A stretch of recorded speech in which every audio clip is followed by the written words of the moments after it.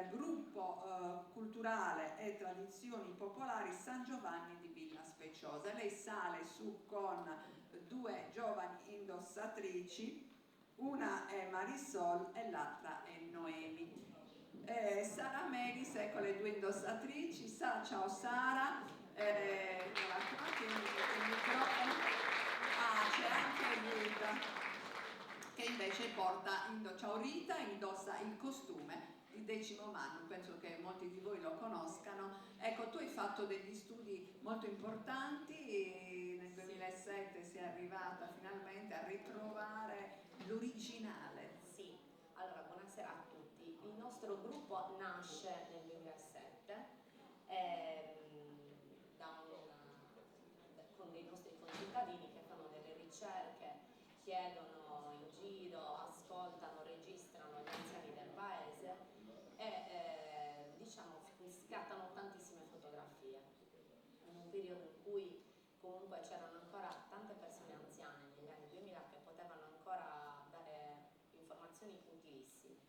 Cosa succede? Io entro a far parte di questo gruppo e nel 2018 divento la responsabile, la presidente, e iniziamo a rimettere mano alla ricerca perché vediamo che quello che è stato realizzato dalle prime ricerche non era così coerente, mancavano dei dettagli o comunque non si reperivano per esempio nella riproduzione dei capi le stoffe simili o comunque delle stoffe che erano coerenti alla ricerca fatta. Quindi rimettiamo a mano riutilizzando lo stesso materiale e riusciamo a ottenere dei risultati di gran lunga molto diciamo più fedeli alla tradizione e a quello che avevamo ritrovato nella ricerca. Cosa succede? Oggi riproponiamo nelle varie slide una sintetizzazione di quello che era l'abbigliamento a Villa Speciosa alla fine del 1800. Considerate che noi abbiamo riprodotto solo gli abiti di gala, quindi noi non riproduciamo l'abito quotidiano, noi riproduciamo quello che le nostre bisnonne utilizzano per andare in chiesa, per le feste e anche per venire a Santa Greta, perché essendo un paese vicino ovviamente si indossava l'abito buono per andare insomma alla festa. Quindi partiamo con la prima foto, poi vi descrivo le mie splendide vallette. La prima foto, io sto descrivendo la signora a sinistra, che è la signora Barbara Cuccu, che era una governante, una persona che andava a fare le pulizie. E invece la signora a destra, vi chiedo, sì ragazze, da questa? Ok, la signora a destra invece era la sua datrice di lavoro, la signora Congiu. Quindi cosa succede? Cosa notiamo da questa foto? Notiamo innanzitutto la scrimena centrale, la pettinatura, che è quella che contraddistingue tutte le fotografie anche delle bambine in tenera età. Poi troviamo, qui non si nota molto bene, però c'è un turbanti. Su turbanti cos'è? È una specie di cuffia che mettevano per raccogliere i capelli in una crocchia e quindi si vedeva solamente la scrimena centrale. E poi l'utilizzo del Suvane Vitturra, questo Mucadori che viene utilizzato legato poi a subossu in qualsiasi occasione, quindi non è che lo mettevo solo per la festa, sempre, anche perché la camicia non avendo bottoni, con subossu che fungeva da reggiseno, si poteva aprire, quindi serviva per tenere chiuso o comunque tenere nascosto, diciamo, la scollatura. Ma quello che diciamo che emerge da questa foto è la compostezza, come la signora Barbara Cuccu porta le mani. E abbiamo tantissime altre foto con questa posizione delle mani, quindi sull'addome un po' con una mano che va sopra l'altra.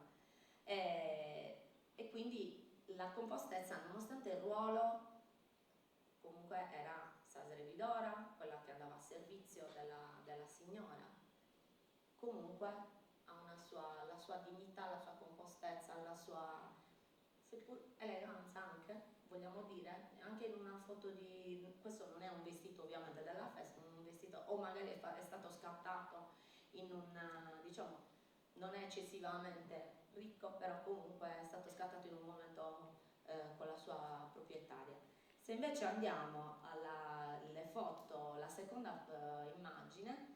Queste poi vedremo anche la 3 e la 4, sono una carrellata di foto scattate tutte lo stesso giorno e sono 3 amiche, sono Dora Puget, Lucia Sedda e Virginia Meloni. Queste 3 amiche, una foto scattata negli anni 30, non avevano un loro abito, hanno chiesto l'abito in prestito per fare queste foto. Tra l'altro io sono riuscita a conoscere poi, perché abbiamo fatto un appello sui social, la figlia della signora Dora Pugedu, che attualmente è circa 70enne e abita a Gonnesa, quindi abbiamo preso rapporti anche con loro. Cosa vediamo? Vediamo che 2 di loro indossano la stessa gonna di abbordau, ma noi sappiamo che questa gonna di abbordau, perché abbiamo fatto ricerche, non era di una signora di Villa Speciosa, ma era della signora Mireu di Assemini, sposata a Po da Villa Speciosa. Tant'è vero che non abbiamo altre testimonianze di abbordau a Villa Speciosa, abbiamo tantissime testimonianze invece di gonne di teletta, quindi gonne in cotone stampato, che non sono meno preziosi di una gonna di abbordau, però noi non abbiamo delle testimonianze certe che l'abbordau sia certo di Villa Speciosa. È stato utilizzato, ma non abbiamo, sappiamo che la signora Mireu era di Assemini, quindi un'altra ricerca che ci ha dato un conforto. Poi abbiamo sicuramente tutto lo scialle su Vanni Vitturra, abbiamo anche l'utilizzo di gioielli come Sagannacca, che è questa che indosso anche io, e dei grembiuli ampi a pannello. Queste si sono prestate, notate lo sfondo col muro di ladino, un pezzo di legno, proprio il massimo che potevano in quegli anni, negli anni 30, però orgogliosi di questo. E noi queste informazioni le abbiamo avute dalle dirette interessate, perché erano state intervistate quando abbiamo mostrato le foto, hanno detto sì, quelle eravamo amiche, abbiamo fatto le foto, c'era il fotografo in paese, abbiamo voluto fare questo. Mentre nella quinta foto noi abbiamo, ecco, questa invece è Virginia Meloni, molto bella anche lei. Nella quinta foto noi abbiamo Delia Suella. Cosa vogliamo, perché abbiamo utilizzato questa foto? Tra l'altro non è neanche chiarissima, perché abbiamo la testimonianza della presenza e dell'uso dei sumuncadori in mano, che è quello che indossa Rita, simile a questo, e abbiamo diverse testimonianze, ovviamente posto in maniera diversa, poi anche l'utilizzo del grembiule di setta, non è molto chiara in questa, però se vedete sulla sinistra la gonna ha 2 nastrini di velluto, perché queste gonne di teletta erano adornate di pizzi, nastrini, cercavano di decorarle, renderle più preziose in questa maniera. Invece nella foto numero 6 abbiamo la piccola Antonina Deida, che è questa, che nonostante la sua tenera età, cosa vediamo? Che ha alla bella e meglio la riga al centro un po' spostata, su turbanti, su Vanni Vitturra, nonostante sia piccola di età, quindi abbia questa grossa scollatura da nascondere, e sta facendo le faccende, gli hanno fatto una foto a casa. Infine abbiamo una foto di famiglia. Questa foto di famiglia alla sinistra, questa donna in nero, che è l'unica vestita con l'abito tradizionale, è la signora Fortunata Podda, che sarebbe mia trisnonna. La signora Fortunata Podda è in abito tradizionale, però noi vediamo che tutti gli altri non sono più in abito tradizionale, hanno già un abito di transizione, quindi si sta passando al dismettere l'abito cossu, da vantaglio, e si inizia ad avere, questi sono figli, nipoti, ad avere quell'abito di transizione che poi porterà all'abito moderno, quindi sta cambiando. La foto numero 8 invece è una foto a me molto cara, perché sulla destra, poi rivedremo quest'abito, abbiamo praticamente alla sinistra Greca Ena, che è la sorella di mia mamma, alla destra, al centro abbiamo Maria Vittoria Arbe, alla destra abbiamo Lucia Deida. Lucia Deida è una delle nipoti di Vincenza Casti ed è stata una delle nipoti che ha permesso la ricostruzione dell'abito, diciamo l'abito intero, la ricostruzione fedele dell'abito di Villa Speciosa, perché ci hanno permesso di averlo, di poterlo detenere, di poter riprodurre fedelmente la setta e di avere una coppia pressoché identica. A conferma quindi ci danno quella che era la moda dell'epoca, quindi loro sono un po' più grandicelle, e invece, vieni Marisol, invece Marisol con Noemi abbiamo il gippone con la gonna, e invece Noemi, venite un po' più avanti, che sono le nostre più piccoline, perché noi ne ho 8 anni, Marisol ne ha 11, ma sono le più ferme rappresentanti della cultura Villa Speciosa, perché non mancano di fare tutte le processioni, sono quelle più strong da noi. Quindi col panni vitturra, il grembiule, la camicia e su mucadori. Anche loro hanno scrimena in mezzo, sudurbanti con una treccia che serve per staccare un pochino il sumucadori. Abbiamo 2 varianti del nodo del sumucadori che è stato testimoniato a Villa Speciosa. Ecco, Rita, poi abbiamo Rita che porta l'abito e poi ci hai portato altri pezzi. Sono pezzi di Decimo Mannu. Finiamo le ultime foto. Questa è Vicenta Casti, quindi Vincenza Casti, con il marito, che è la proprietaria dell'abito appunto che vi mostriamo all'ultimo in riproduzione. Lei è nata nel 1880 e muore nel 1973. Grazie al nostro direttore artistico, nonché Esteban, insomma quello che ci ha dato una mano in questa ricerca, svegliato dal torpore, che purtroppo oggi per motivi di salute non è qui, Emanuele, abbiamo potuto realizzare tutti questi abiti, abbiamo avuto accesso alle stoffe, alle sette riprodotte e quindi abbiamo potuto riprodurre in maniera fedele i pezzi originali. Come abbiamo visto era figlia di Pasquale Casti e di Fisiana, e questo è l'abito di Vicenta Casti. Alla sinistra, come potete vedere, l'originale ovviamente è molto deteriorato, perché se lei è nata nel 1880 era l'abito che lei ha utilizzato per fare il suo debutto in società, quindi 13enne, 14 anni, tant'è vero che è molto piccolo rispetto all'altro e non trovavamo un manichino per poterlo, piccolo quanto, perché era veramente piccolino. Quello a destra è la sua riproduzione, che è il mio abito, di cui vado fiera e orgogliosa perché è veramente bellissimo, e veniva indossato con su mucadori bianco sotto e uno scialle color petrolio, di cui però le nipoti non sono in possesso, abbiamo solo le foto e quindi noi lo teniamo, sappiamo che era il suo, però in questo momento non è in possesso alle nipoti. Invece chiamo Rita, che testimonia con l'abito di Decimo Mannu come la moda era comunque condivisa nei paesi vicino, perché non è che fossimo totalmente differenti, attenzione, anche Rita indossa la gonna di teletta, un'ampia gonna di teletta, qua abbiamo una decorazione in setta, quindi allora su Vanni Vitturra di Rita, su Moncadori in Mannu e la gonna verde che è questa, chiedo scusa un attimo,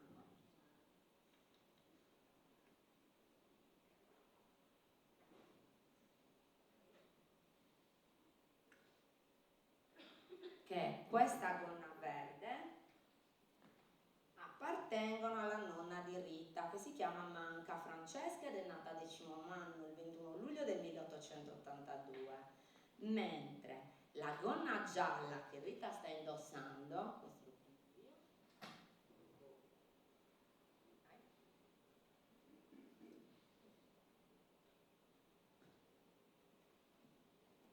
Gipponi, che è questo giacchetto simile a quello di Vincenza Casti, e vi garantisco che per appartenere alla signora Lucia Mameli, che è nata nel 1883, sembra di nuova fattura, è perfetto, e anche su Gossu in velluto, sempre verde. Quindi questo appartiene a Lucia Mameli. Sono arrivati a noi in condizioni invidiabili, attualmente sono in mano rispettivamente a Rita, che è la nipote appunto di Manca Francesca, e invece a Daniela Manca, che è la pronipote. Quindi noi nel nostro piccolo abbiamo voluto riprodurre in maniera fedele quello che è l'abbigliamento, senza stravolgere niente, ovviamente riprodurre con tessuti originali, che significa seta e cotone, è facile, è molto più difficilissimo reperire il materiale, sì, perché non fanno più, cioè anche il filo, sì, non esiste più quel tipo di filato. sì, e soprattutto è molto più dispendioso. Senti Sara, per noi c'è una sorpresa, l'abbiamo annunciata, perché adesso vediamo la differenza con un abito tradizionale bellissimo, con Pietro Frau che ci sta per raggiungere. Qui parleremo dell'abito tradizionale di Ittiri. È un abito straordinario. Pietro è un appassionato, eccolo qua, sì, è un appassionato, è una guida turistica. Grazie Pietro. No, sta pure con noi, cioè, così restiamo tutti insieme. Davvero, dicevamo Pietro, l'abito tradizionale di Ittiri è qualcosa di veramente di elaboratissimo, ci vogliono anche un mese e mezzo per farlo, per farne uno. Per farne uno. Sì, buonasera a tutti. Sì, è un abito particolare, anche un po' complessa sia la realizzazione, ma ci sono tante tipologie di abito. E oggi noi stasera, assieme alle mie aiutanti, che sono Francesca e Giovanna, abbiamo portato un esemplare che è il cosiddetto abito rosso, su Cire Rouge, o il Tire Rouge come dicono a Ittiri. Benvenute.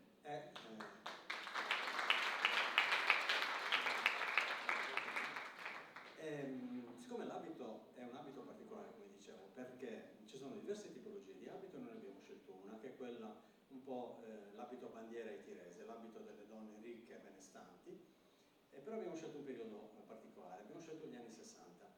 Allora, Ittiri ha la fortuna, per certi versi, di essere vicino a Sassari e Alghero, un paese, anzi è città dal 2000, è stata conferita città, ma è un paese diciamo conservatore per certi aspetti, soprattutto per l'abbigliamento tradizionale, per il ballo, e per altri molto moderno, e questa modernità l'ha sempre assorbita, al punto tale che nell'abito tradizionale alcune cose, come dire, cedono il passo alla modernità. Infatti stasera abbiamo osato con Francesca intanto le scarpe. Generalmente quando gli abiti tradizionali sfilano in situazioni che sono le processioni ad altro, la scarpa deve essere una scarpa neutra o che comunque non, diciamo, è a santiga, nel senso delle scarpe che possibilmente nere, possibilmente senza aperture, mentre a Ittiri è sempre stata questa abitudine di indossare l'abito tradizionale, magari appartenuto anche alle proprie aule, per esempio l'abito di stasera di Francesca e della nonna del matrimonio, però hanno sempre concesso alla modernità delle scarpe, quindi andavano a Sassari da Magli, che era il negozio calzolaificio che c'era anche a Cagliari tra l'altro, e le tiresi, non so se si vedeva all'inizio, comunque il titolo dell'intervento si chiama Savalla, in campidanese, perché le tiresi hanno un po' questa nomea di pazzosas, cioè di donne che si vogliono mettere in evidenza, in mostra, e vogliono dimostrare il loro avere anche. E quindi la scarpa era sempre una scarpa che andava alla moda. Quindi noi abbiamo delle fotografie degli anni 50 e 60 con scarpe come queste, tacco a spillo, apertura sul davanti, ma anche purtroppo fotografie degli anni 70 con lo zatterone di sughero, che in effetti fa inorridire, però dà la dimostrazione di quanto l'abito era vivo, nel senso che non era una rappresentazione di un abito, ma era l'abito indossato dalle donne del tempo. Stesso discorso vale per i capelli. Ittiri ha perso, diciamo, nel corso degli anni, sino agli anni 50 si usava, poi già dagli anni 50 e 60 perde due elementi, che sono la cuffia, una cuffia ho messo delle immagini più avanti forse della cuffia, però ce l'abbiamo corpore presenti. È una cuffia ricamata con la cosiddetta stella, che è un elemento molto, come dire, evanescente, che è proprio nella sommità della cuffia, e un nastro, poi due nastri che scendono sul basso. Questa è andata persa negli anni 60 perché? Perché hanno cominciato le tiresi cabosas a farsi la capigliatura cofanata, quindi hanno cominciato a cotonare i capelli, però non abbandonavano l'abito, quindi conservavano l'abito ma cambiavano pettinatura e anche scarpe. L'altro elemento che fa oggi non ridire, ma le tiresi lo facevano, era il trucco. Acquistavano la carta velina, quella rossa crespa, e se la passavano sulle guance, come abbiamo fatto oggi con Francesca. Quindi gli anziani, oggi ottantenni, ci hanno confermato che insomma il giorno del matrimonio usavano questo, non usavano rímel o ombretti, questo no, però non usavano neanche smalti nelle mani e neanche nei piedi, l'episodio di quel signore che la figlia voleva mettersi lo smalto nelle dita delle mani, ha detto certo, metti le mani tutte in fila che te lo metto io col martello, perché era una cosa un po' da donna poco seria. Però le guance erano, e il rossetto, spesso le donne, le ragazze tiresi quando sfilano vengono un po' criticate per questo rossetto un po' esagerato, ma era un po' come dire, l'arrivo degli anni 50 e 60. Sesto Giovanna ci aiuta, partiamo con già Francesca, ovviamente l'abbiamo già vestita per metà, perché nel senso che ha già la camicia. La camicia è una camicia di cotone divisa in due parti, su dosso che è la parte alta e poi a un certo punto c'è una linea con su gancio che è la, diciamo, la sottoveste. Non esistevano sottogonne, se non quella che poi vedremo tra un po'. È chiusa sul davanti da due bottoni d'oro gemellari in filigrana appunto d'oro con rubino, in realtà sono delle pietre dure, non sono infatti dei rubini. Il primo elemento che si indossa è il busto. Il busto è una particolarità degli abiti logudoresi, è un busto rigido, è diviso in diverse parti, più avanti ci sono anche delle immagini separate, più avanti del busto, questo è sempre il fiocco, sempre i fiocchi, questo è l'abito anni 60, più avanti abbiamo la camicia con i bottoni, questo è il ricamo della camicia, su collaritto, veniva fatto dalle ragazzine che avevano le mani piccole, quindi potevano fare questi piccoli ricami nel colletto. Diciamo che la camicia non è molto, come dire, sfarzosa, perché in parte viene praticamente coperta da tutti gli altri elementi. Più avanti invece abbiamo, questo è sempre su collaritto, il ricamo del collo, bottoni in oro, a melograno, e questo è il busto. Sono due parti laterali, si chiamano sasparadas, sono in questo caso rivestiti di seta e poi ricamati, con dei ricami, i ricami arrivano dopo il 1920, prima si usava il broccato a fiori. La parte posteriore infatti si chiama sabutona d'olzu, è un nastro di seta che serve un po' a formare la figura, nel senso che una donna poteva dimagrire o ingrassare, in questo caso si poteva cambiare il nastro che è regolabile. Poi c'è l'elemento, come vedete ci sono dei fori dei due lati, prima si usava un laccio su friso, che era un laccio di cotone, che serviva appunto ad allacciare il busto. Invece più avanti, dalle altre immagini si vede, c'è un elemento che adesso Giovanna sta agganciando, si chiama subettiglio. Subettiglio è un elemento rigido, esattamente come il busto, perché le due paradas del busto sono irrigidite da palme, da stecche di palmanana. La palmanana che veniva essiccata per almeno un'estate al sole, poi veniva passata nel forno per eliminare tutta l'umidità e serviva appunto a dare questa linea particolare alla persona. La parte davanti ugualmente, possiamo anche andare avanti, intanto ci sono delle immagini, questi sono i ricami con le sasparada, cioè dei lati, e quell'elemento trapezoidale che Giovanna sta appunto allacciando con dei ganci sostituisce il vecchio laccio. Proprio nel 1920 le donne tiresi per comodità inventano questo elemento, questo trapezio. Qua si vede il retro del busto dove ci sono tutti i canali dove vengono inserite le stecche di palmanana. L'interno è fatta in teledomo, cioè una tela fatta tessuta a telaio. Più avanti abbiamo ancora, questi sono i particolari dei canali dove venivano inserite le stecche di palmanana, e poi nella parte, questa è la fodera, il teledomo. Questo è sul bunzone, che era un elemento che serviva a fare i buchi per infilare appunto i lacci. I ricami sempre del busto, ancora particolari sempre dei ricami. Questo è uno dei più antichi, tra l'altro.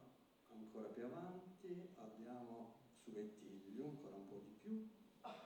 Ecco qua, ma in questo caso c'è un abbinamento di verde del sabotone d'orzo che sta nella parte posteriore e subettiglio invece sul davanti. Poi davanti abbiamo ancora, più avanti abbiamo ecco qua, questo è l'elemento che ha agganciato Giovanna, che è un elemento che separa la persona in due parti.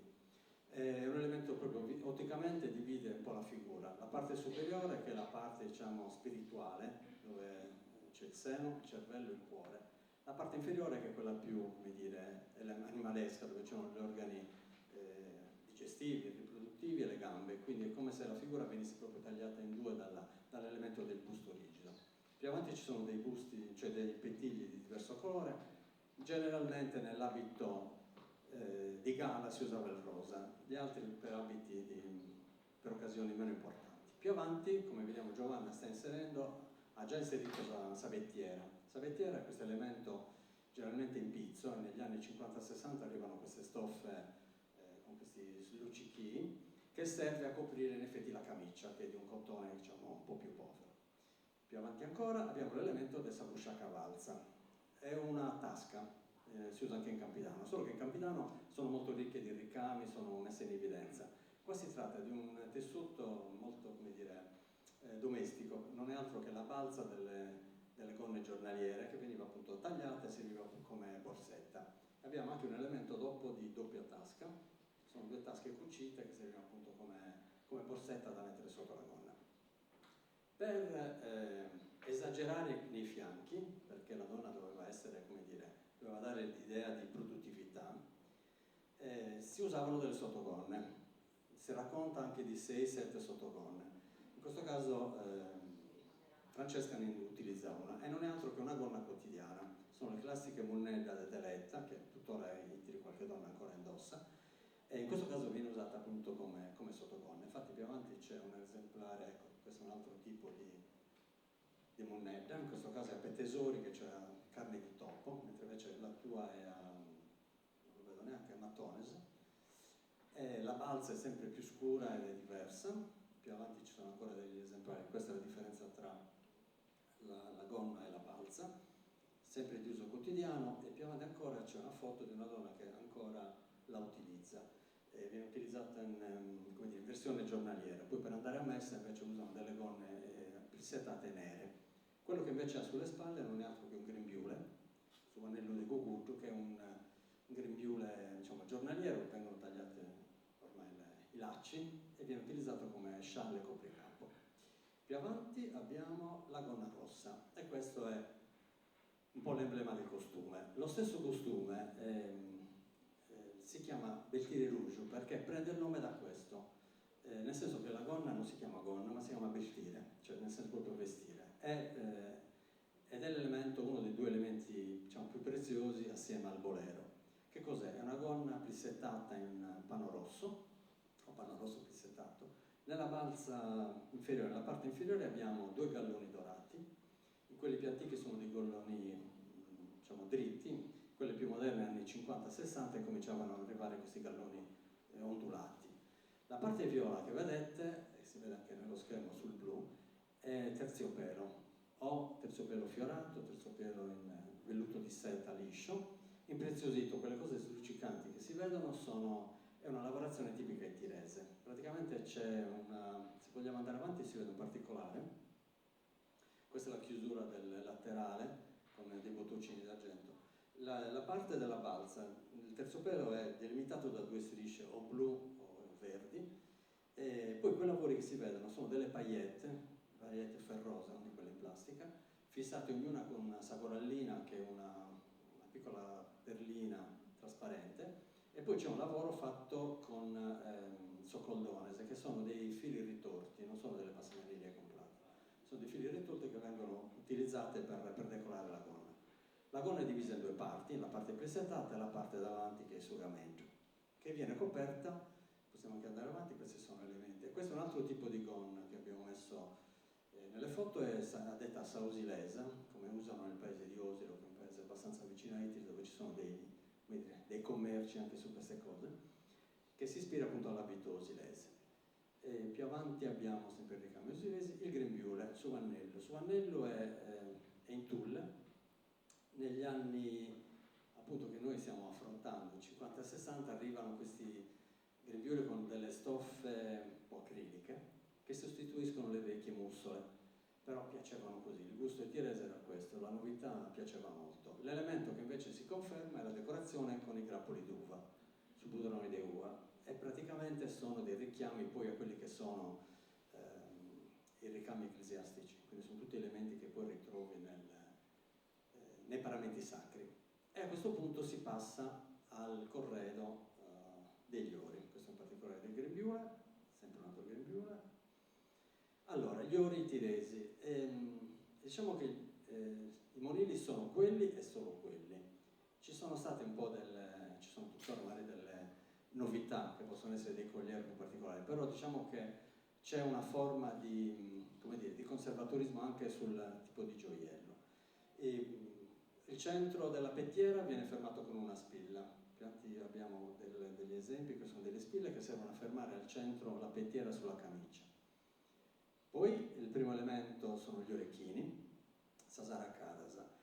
Sono di diverso tipo, qua abbiamo una goccia di corallo col campanellino finale, quelle che indossa Francesca invece hanno una forma leggermente diversa, ma poi ci sono più avanti Safacciasa, praticamente la parte superiore, che è abbastanza pesante tra l'altro, sono delle facce di corallo, quindi sono delle facce come dei cammei, con dei visi femminili che per tradizione non devono incrociarsi, ma quindi i visi devono andare verso l'esterno, così il malocchio non cade sulla persona che lo indossa ma sugli altri. È una forma un po' di protezione. Questo sono gli orecchini, anche questa è un'altra tipologia. Poi abbiamo messo già su medaglione, è una catena, già mettevano anche dei collieri in effetti, comunque una catena con un pendente, generalmente che si ritrovano anche in Campidano, come quello.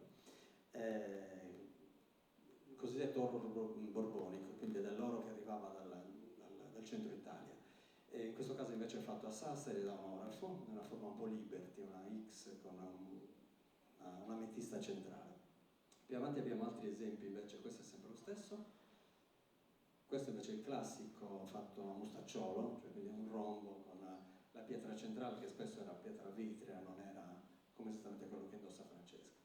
Più avanti ancora, le spille. Lateralmente nella pettiera in alto si fissano due spille che hanno sia un significato di ricchezza, quindi di lusso, ma hanno anche una funzione pratica, come vedremo, perché serviranno a sostenere quella che è la catena.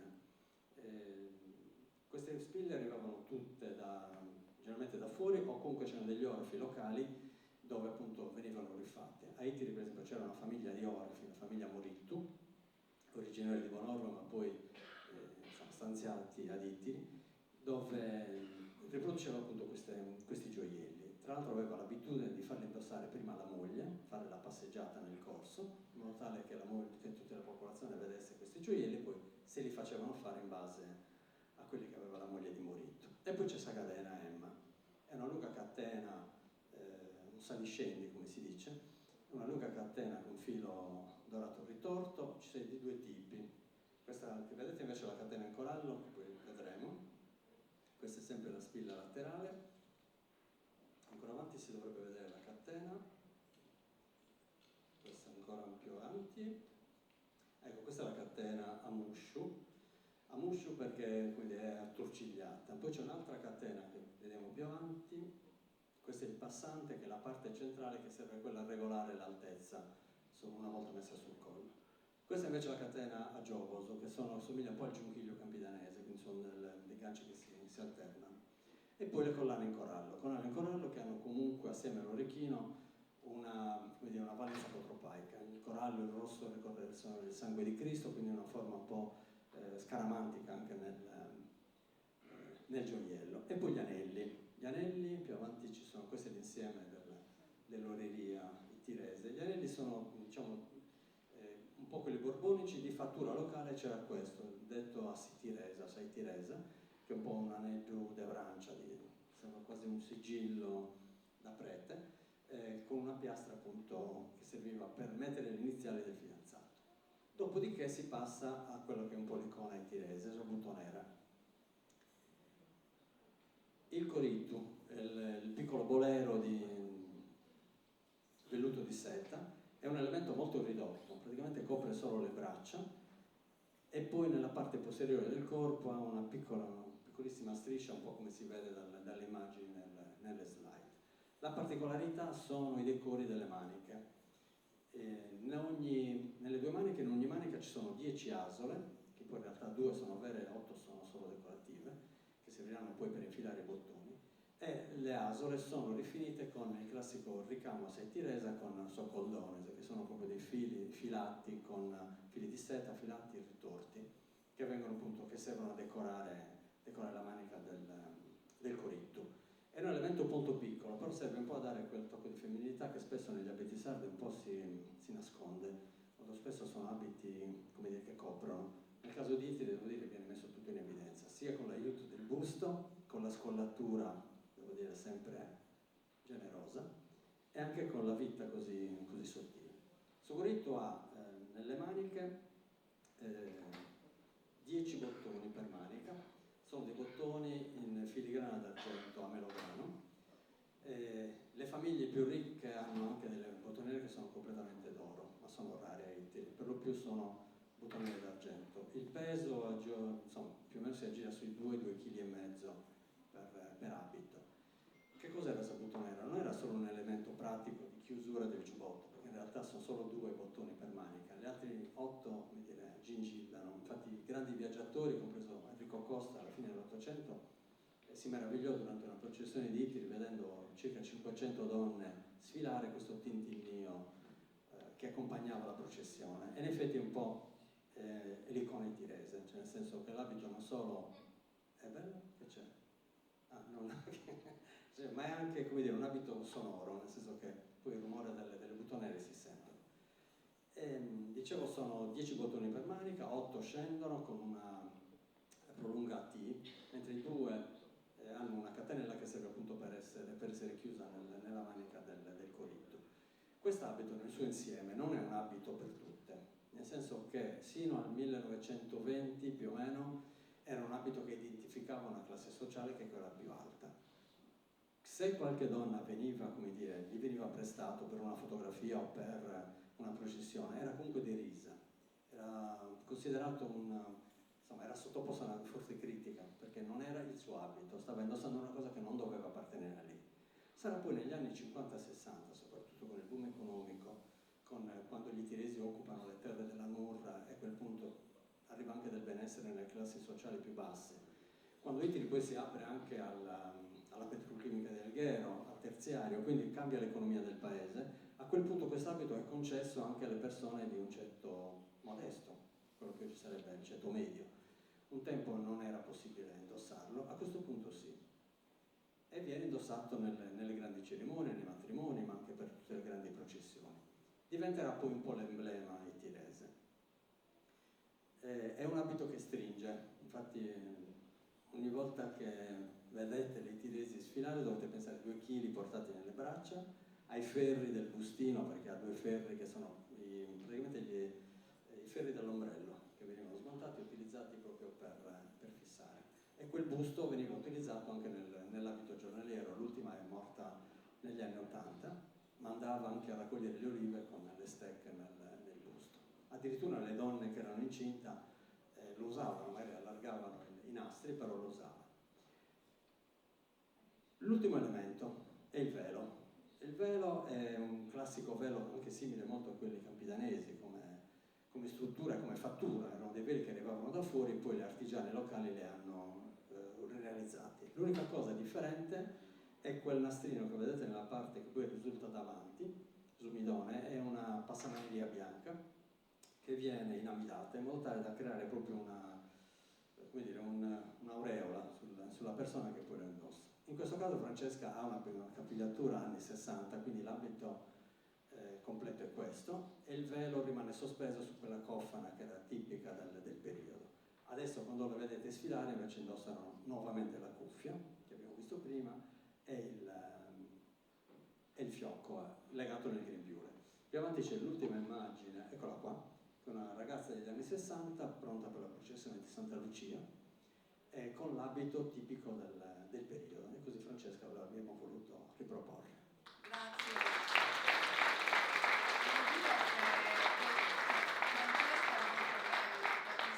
Con quest'abito è splendida, davvero avevano ragione le donne ittiresi, perché l'abito davvero fa una figura bellissima. Noi ringraziamo Pietro per questa spiegazione così attenta. Grazie, io chiamo qui nuovamente Angela per chiudere questa bellissima serata insieme a Daniela Garau, che ci viene a salutare e a ringraziare perché insomma è stata una serata molto bella. Spero insomma, anche se un po' lunga, vi abbia comunque dato degli elementi in più di ragionamento e di approfondimento. Insomma, torniamo a casa casa con qualcosa di più e grazie a tutti. Io chiamo anche Fernando, vieni Fernando, rimanete qui sul palco, salutiamo il gradito pubblico, grazie di essere stati con noi. Angela chiude questa serata e Daniela, chi dobbiamo ringraziare, Daniela? No, veramente sono io che ringrazio tutti voi e soprattutto loro per tutto quello che ci hanno portato e che ci hanno fatto conoscere stasera. Grazie infinite a tutti. Un attimo solo che c'è una sorpresa. Monica, puoi venire anche tu qui? Angela, intanto tu vieni a sederti con noi perché magari... Ecco qua. Questo è un pensiero da parte dell'associazione per tutti voi. Grazie. Sindaca è rimasta con noi alla fine. Interessante, quindi grazie a chi ha reso possibile tutto questo. La rappresentazione per tutti. Grazie. Bene. Io vi ringrazio per un ultimo applauso ai nostri ospiti e Angela, ci deve iniziare ci salutiamo con una danza. Grazie Pietro Frau, grazie Matteo Azzeni, grazie ad Andrea Tidili, grazie anche a Francesca, a Giovanna, a Ferdinando, a Sara Melis e a Daniela Garau. Grazie. Grazie a tutti dopo questa intermezzo musicale volevo invitarvi tutti a dire alla fine della sala per assaggiare qualcosa di tipico nostro, che sono i dolci che facevamo qui a Decimo per la festa, e soprattutto quando da Decimo ci si spostava anche solo per motivi di lavoro ci si portava il pranzo, che era una panada, e quindi ci saranno delle panadine per tutti. Grazie.